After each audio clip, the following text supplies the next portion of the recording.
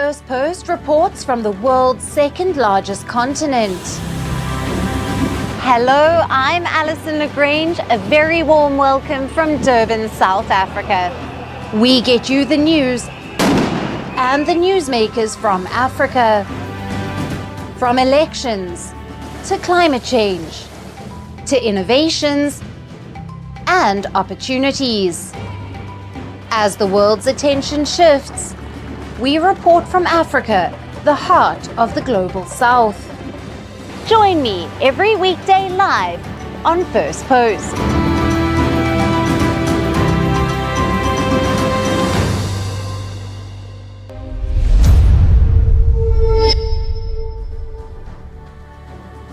Hello and welcome to Firstpost Africa, where we get you the top stories from the continent and from across the world.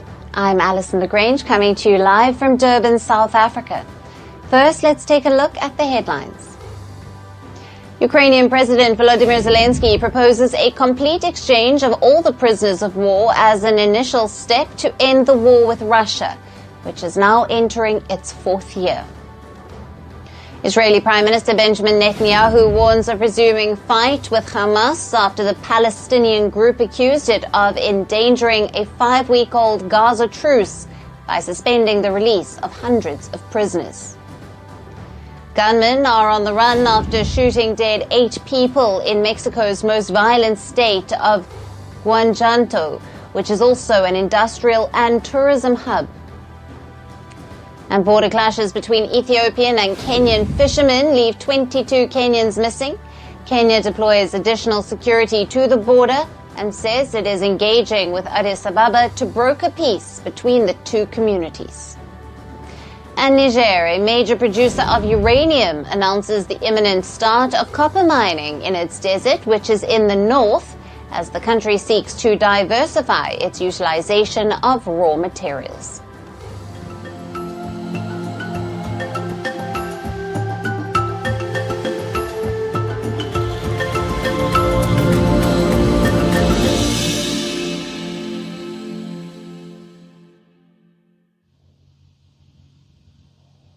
Hello and welcome. We start with South Africa. As the Russia-Ukraine war enters its fourth year, South Africa has agreed to host Ukrainian President Volodymyr Zelensky, who has been keen on visiting the nation for quite some time. South African President Cyril Ramaphosa spoke with Zelensky over a call, after which he posted that he is inviting him for a state visit. However, he did not reveal any date. During their conversation, both the leaders agreed on the urgent need for an inclusive peace process in Ukraine. While Zelensky thanked Ramaphosa for supporting Ukraine's sovereignty and territorial integrity, now both Ramaphosa and Zelensky have had regular conversations since Ukraine war started exactly 3 years ago. They have met in person, but despite Zelensky's interest in visiting South Africa, there had been no formal invite for him until now. Even though South Africa claims it is neutral in the war, Ramaphosa is seen as closer to Moscow. South Africa has historic ties with Russia and is also a BRICS partner. South Africa also abstained from voting on United Nations resolution condemning Russia's invasion of Ukraine. So this was seen as the reason why Ramaphosa had been avoiding Zelensky all this while. But now an invite for the Ukrainian president comes after South Africa hosted the first meeting of G20 foreign ministers last week. And the war in Ukraine was a key topic during the talks. The delegates agreed to support all efforts for a just peace in the conflict. However, the G20 talks in Johannesburg were snubbed by the US, which is locked in a bitter feud with South Africa over its land reforms. The US had called South Africa's G20 agenda anti-American. The invite also comes as Zelensky has been snubbed by US President Donald Trump and his Russian counterpart Vladimir Putin for proposed talks to end the war.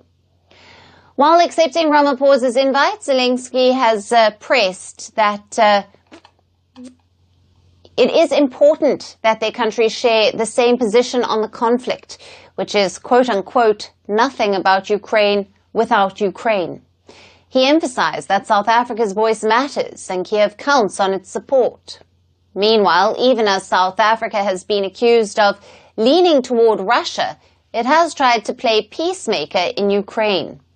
It leads an African peace initiative for Ukraine, and now, as the first ever African host for G20, it would like to use its presidency to address various geopolitical challenges. So, how will Zelensky's visit to South Africa benefit both countries? To discuss this further, we have with us Michael Bongani-Renders, an analyst at Control Risks, who is joining us live from Cape Town, South Africa. Thank you for being with us. Thank you for having me. Now, South Africa has positioned itself as a neutral mediator in the Russia-Ukraine war, advocating for dialogue. How does President Zelensky's potential visit fit into Pretoria's broader diplomatic strategy? And what message does this send to Russia?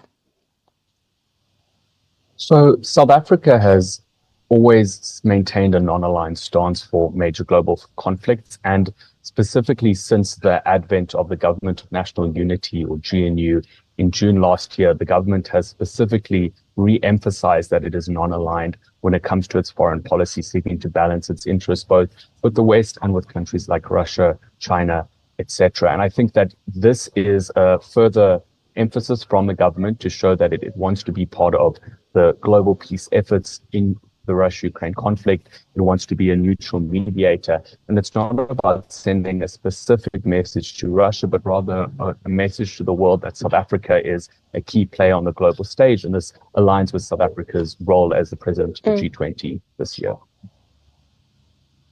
Right. And given South Africa's historical ties with Russia, and as you've mentioned there, its non-aligned stance in global conflicts, how realistic is it for Pretoria to facilitate meaningful negotiations between Ukraine and Russia? What leverage, if any, does South Africa have in influencing either side? So I think South Africa's positioning is that it hasn't been a key player in any side of the conflict. It remains neutral as it has throughout. And the thing that the South African government will try to lean on is its experience in mediation in the past. The fact that the country itself has come into existence just over 30 years ago to become a democratic country through mediation. A key example is even the Government of National Unity, where for the first time since the advent of our democracy, President Cyril Ramaphosa was part of bringing together a government coalition, differing sides from a political spectrum. And I think South Africa will increasingly try and lean into that narrative, that it is a country with that experience, a country that's worked on the continent and globally to try and work with different sides in different conflicts and try and bring both Ukraine and Russia to the table.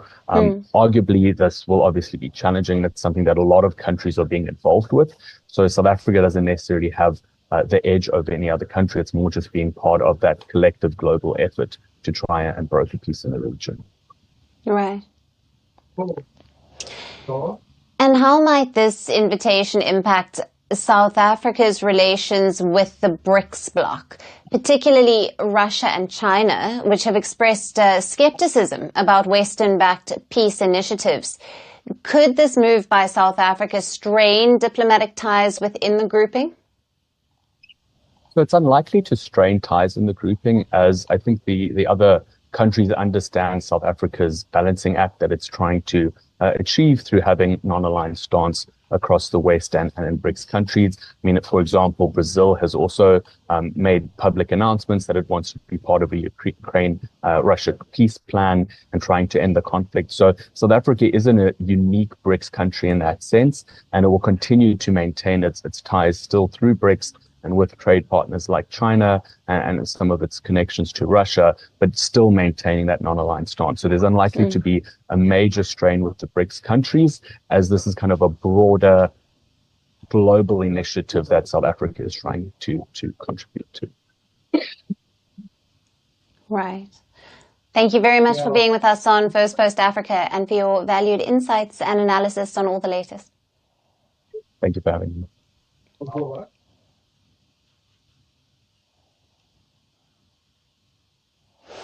And now let us shift our focus to the conflict in the Democratic Republic of Congo. The situation is worsening by the day in the country's mineral-rich eastern region, and there is no sign of abatement. In the latest, hundreds of officers from the DRC's police have switched their allegiance to the Rwanda-backed M23 rebel groups. Reports suggest that around 1,800 police officers have surrendered in the South Kivu province's capital of Bukavu. 500 more are reportedly joining the rebels, who have been marching across the eastern provinces since the beginning of the year. Visuals from Bukavu showed crowds of Congolese police officers singing and clapping in joy after they switched their allegiance to the M23. In Bukavu, Congo police defectors who were spotted wearing new uniforms and berets were told that they would be sent for retraining, after which they would come back to support the M23. Where you are going is for retraining. Do you hear me well? You are going for retraining to add more knowledge on top of what you already have.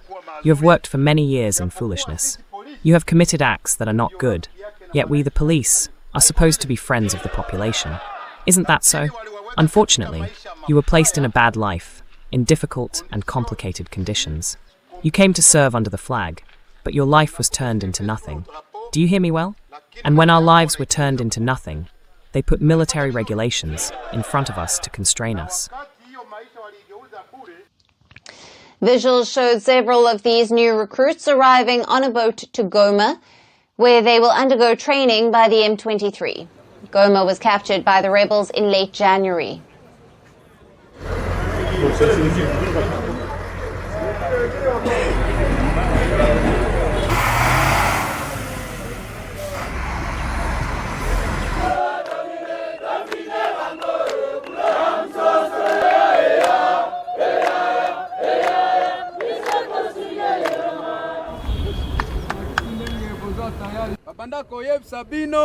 They told you that the M23 belongs to the Rwandans, that the M23 is massacring the population, but the reality that you saw is the opposite. Am I lying? No, you're not lying.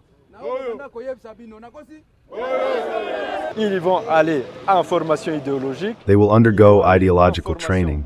They will undergo specialized military and police training so that they can now protect the population without discrimination and be the guarantors of national unity.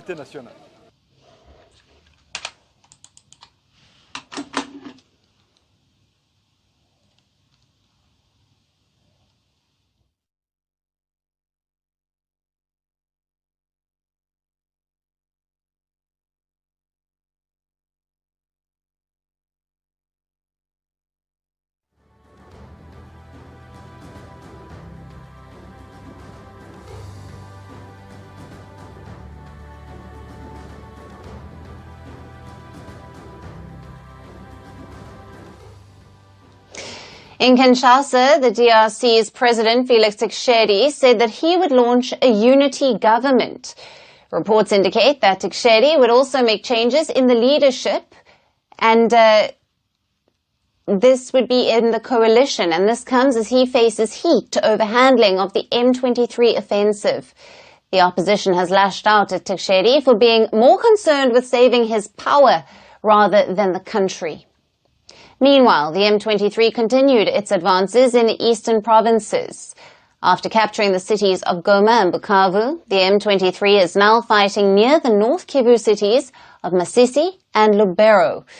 They have also been moving toward the South Kivu town of Uvira near the Burundi border. Moreover, the town of Minembwe in the mountains of South Kivu has also been captured by a Tutsi militia allegedly allied with the M23.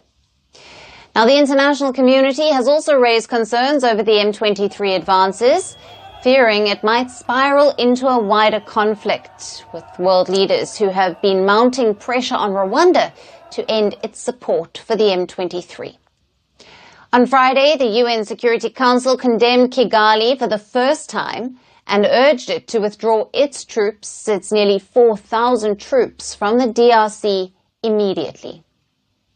There is not military solution to the conflict in the Eastern Democratic Republic of the Congo. The M23 offensive, supported by Rwanda, must stop. The priority is to reach an effective, unconditional, and immediate ceasefire agreement.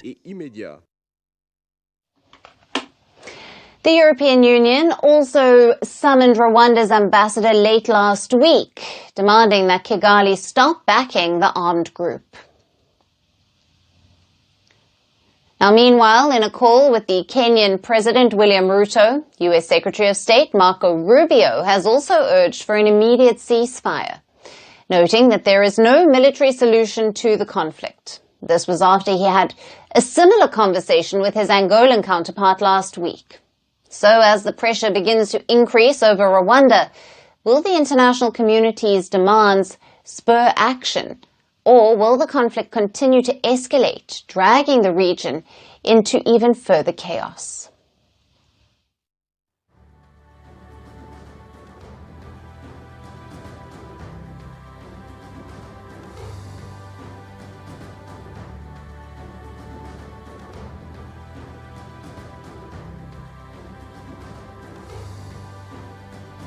From the conflict in the DRC's east, let us now turn our attention to the latest updates from the civil war in Sudan.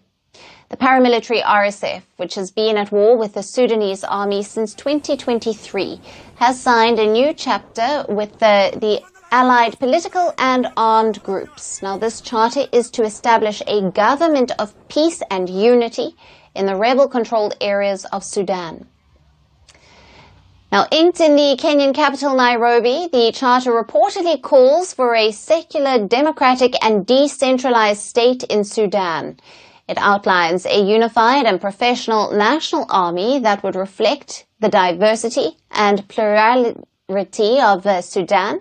And the proposed government also aims to end the war in Sudan and to ensure unhindered humanitarian aid to all of those affected by the civil war.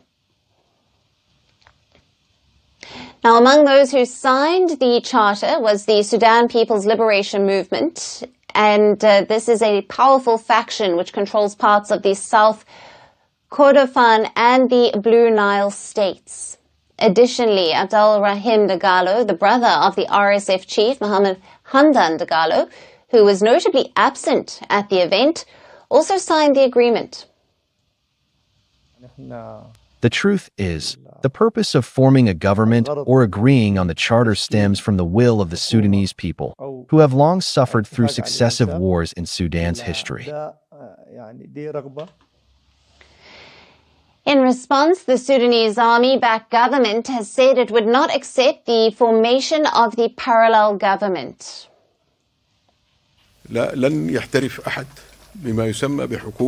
No one will recognize the so-called parallel government of Sudan. This is a clear and confirmed position, and it was affirmed to us by His Excellency the Minister. We will not accept any other country recognizing a so-called parallel government.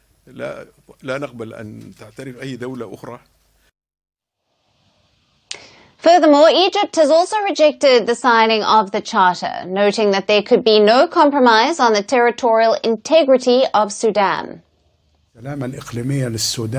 Consequently, we certainly reject any calls to form any frameworks parallel to the one currently in place in Sudan. We affirm our full support for Sudan in these critical circumstances and in this crisis. This comes as Sudan's army, led by Abdel Fattah al-Burhan, seized back control of the town of El Getina, just south of the capital of Khartoum, from the RSF. It has also allegedly broken the paramilitary group's siege on the strategic city of Al Obeid, which is the capital of North Kordofan. Now, Sudan's military has gained an upper hand in the conflict that erupted nearly 2 years ago, as the paramilitary RSF suffered multiple blows in recent months. For now, the army is in control of the north and the east. It has been pushing to retake parts of the capital of Khartoum. On the other hand, the RSF holds nearly all of the west and swathes of the south, and this has split the country into two. Now, the efforts to bring the two sides to the negotiating table have repeatedly failed, with the Sudanese army saying it would not accept foreign-imposed solutions for the civil war. The army has also been critical of Kenya, which hosted the RSF and its allies for talks. Last week, Sudan's army accused Kenyan President William Ruto of acting on his commercial and personal interests with the RSF's sponsor, the UAE. The UAE has repeatedly been accused by the UN and the United States of supplying weapons to the RSF. Kenya is also allegedly close to securing a $1.5 billion loan from the UAE, further intensifying suspicions about its neutrality in the peace process. Meanwhile, the humanitarian crisis in Sudan continues to worsen with each passing day. Millions are fleeing the conflict and many are on the brink of starvation. Amid this, the road to peace seems to be paved with challenges. Will a breakthrough come, or will Sudan continue to be pulled deeper into crisis? We will keep you posted.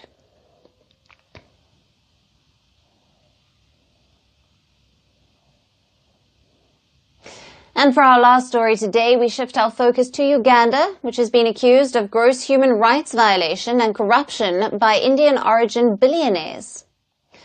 Vasundhara Oswal, the daughter of the business tycoons Pankaj and has spoken up about her ordeal and revealing how she was wrongfully detained by the Ugandan police for crimes that she did not commit. She stayed in a Ugandan prison for weeks on murder charges, even after the man that she was accused of killing was found alive. Now, Vasundhara has described the inhumane conditions in which she spent her time in the Ugandan prison. Our next report gets you more details. This is Vasundhara Oswal. She's the daughter of Indian-origin business tycoons Pankaj and Radhika Oswal, who run the multi-billion-dollar Oswal Group Global. 26-year-old Vasundhara serves as the executive director of a subsidiary of the group, the PRO Industries, which is Africa's leading state-of-the-art ethanol producer. The PRO Industries has been focused on the East African market and primarily operates in countries like Kenya and Uganda.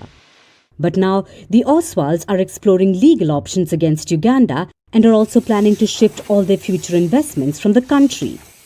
Why? Because they have accused Uganda of wrongfully arresting their eldest daughter, Vasundhara, and have called out the unjust persecution, extortion and corruption in the East African nation. Last year, Vasundhara was detained and charged in Uganda for the alleged kidnapping and murder of her father's employee. However, the man she was accused of murdering was later found alive in Tanzania. Vasundhara spent 3 weeks in jail for crimes she did not do and was kept in a high-security prison alongside convicted murderers and human traffickers. Vasundhara has finally revealed what she exactly went through nearly 4 months after she was released.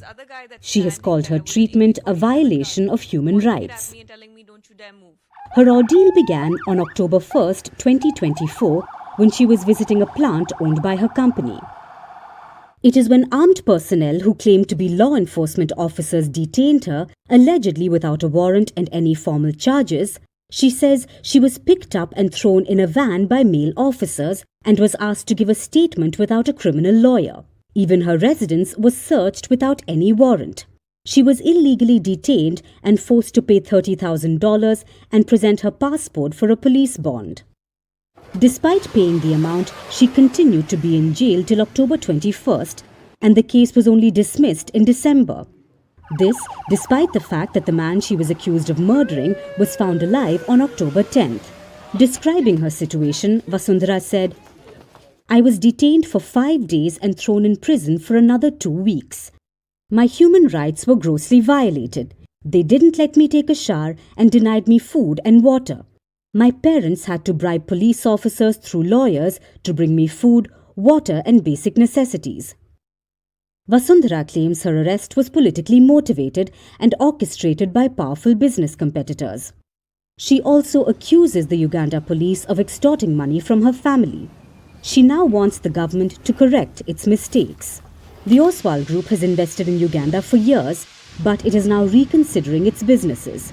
The case has now also sparked global concerns over police corruption, human rights abuses, and the dangers faced by foreign investors in the country as it brings in spotlight the mafia state of Uganda. And that's all we have on the show for today. Thank you for watching. We will see you again at the same time tomorrow. Stay tuned to First Post.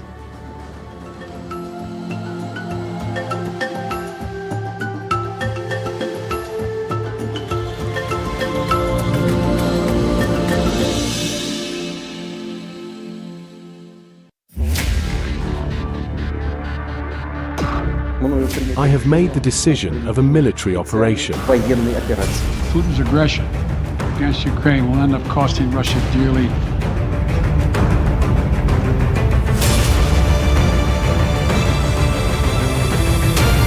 Zelensky better move fast or he's not going to have a country left.